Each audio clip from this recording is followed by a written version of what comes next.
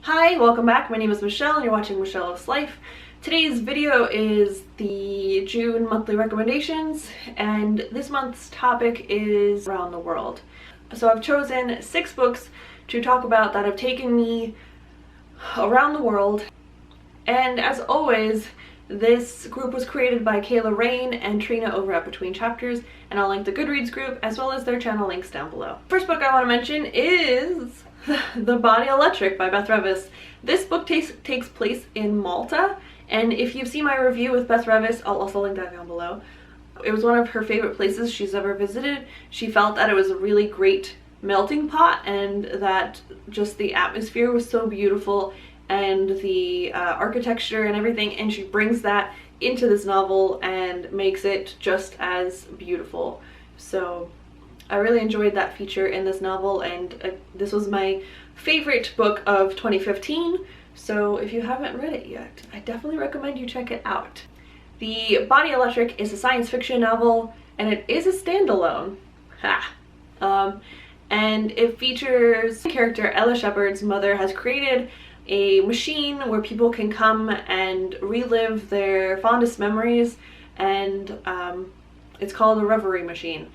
And Ella is able to tap into those memories and navigate them and manipulate them. And we're not sure why she has that ability, but she does.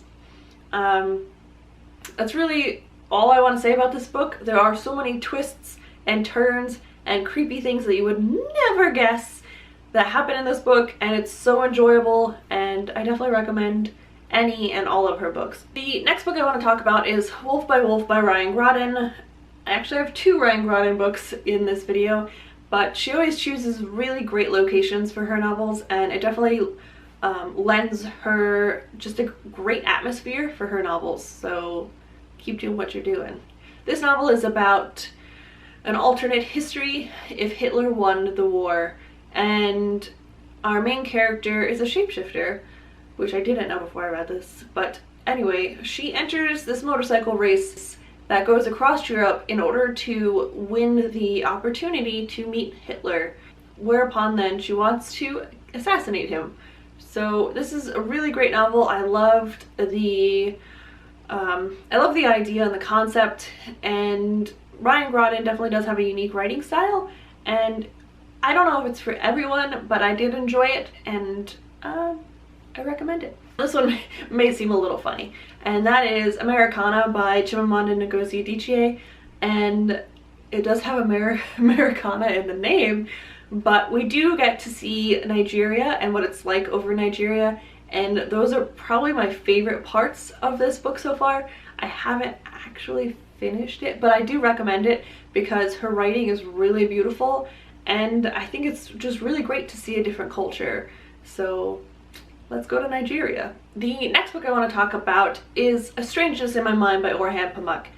And I know I've talked about this book so much on my channel, and I'm thinking this might be the last time for a while. We'll see. Strangeness in My Mind was shortlisted for the International Man Booker this year, and unfortunately did not win. The setting is in Istanbul, Turkey, and you get to live in Turkey basically while you read the book. You get to learn about its history from, I think it was like the late 1970s to 2012.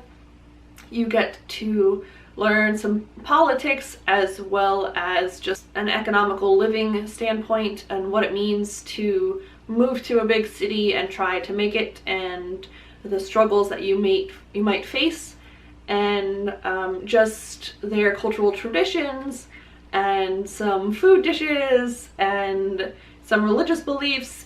It's just overall a phenomenal read, and if you ever wanted to learn about Turkey or learn about a different country and a different culture, I highly recommend it. The next one is Ryan Groden's The Walled City. In this book, Ryan Groden takes us to a Chinese city that is inspired by the original Kowloon city, and in this city our main characters are fighting to survive and get out. And that sounds like The Maze Runner, but it's not. This novel is very dark and gritty, and there are prostitutes and drugs and crime and murder, and it's intense. But we have one of our characters, she is in the brothel, Her father sold her into the brothel in the walled city.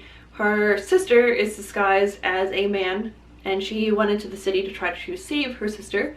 And then we also have a boy who is in the city, and for the longest time we don't know why. So I'm not gonna tell you why.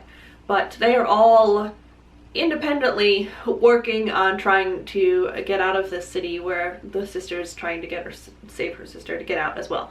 So it's just a really unique setting, and I really enjoyed the atmosphere. The food that was described in this also was really enjoyable to my taste senses were concerned while reading this. Also, there's a cat in this book called Shma. So if you like books that have animal characters in them, Shma is really cool. And last but not least is one that will probably be on many people's monthly recommendations videos this month, and it was on a couple of people's standalones, I think, a couple months ago. Anyway, that is Markus Zusak's The Book Thief. This book takes place in Munich, Germany, and we see Liesel, the main character, through the perspective of death.